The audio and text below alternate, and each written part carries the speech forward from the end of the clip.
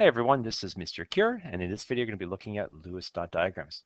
So I thought I'd quickly recap what we've done before in the previous video. So what I have here, I've got the standard notation for a lithium atom, and what we want to do is we want to draw the atom as a Bohr-Rutherford diagram. So just going to quickly review what these are. This is my atomic mass at the top, atomic number at the bottom. We're going to use these to figure out how many protons, electrons, and neutrons we have and draw them on the diagram. So first thing, my atomic number here tells me how many protons I have. So we have 3 protons. We're assuming we have a neutral atom, so we're going to have 3 electrons. And to get the number of neutrons, to determine the number, we subtract these 2 numbers. So 7 minus 3 gives me 4 neutrons. So what I know is that in the nucleus, I've got 3 protons, 4 neutrons, so 7 things. That's where the atomic mass comes from.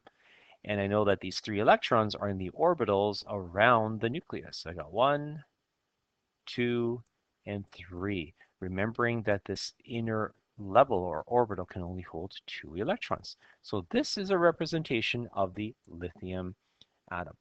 Now, the important thing here when it comes to chemistry is really knowing that how many electrons we have in this outer level. It's the outer or valency electrons.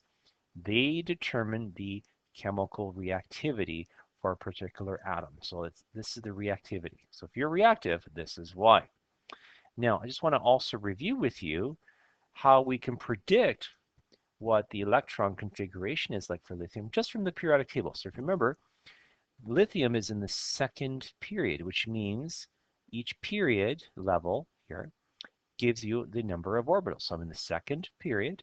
So I've got 2 orbitals for the electrons. And because I'm in group 1, I have 1 outer or valency electron. That's exactly what you see here. So 2 levels, 1 outer electron. Now, instead of having to draw this whole Bohr-Rutherford diagram, because the valency electrons are really the important electrons when it comes to reactivity, why not just draw those valency electrons? So what we do is a shortcut.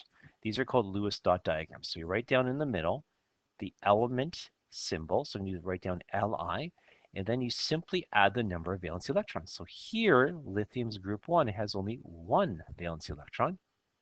You put that over here, and we're done. That's it. There's nothing more to it.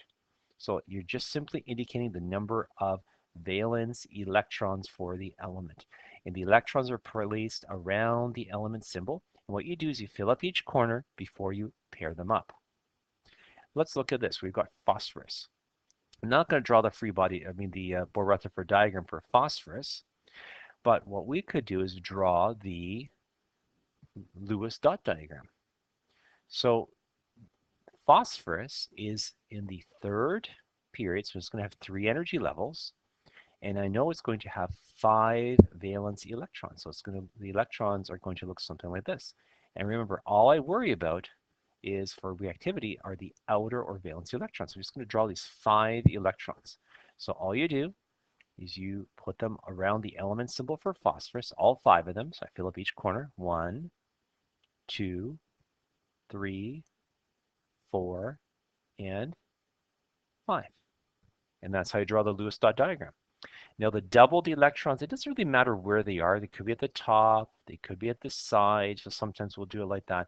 Just be consistent when you are pairing up. You can't pair up until all 4 corners are full.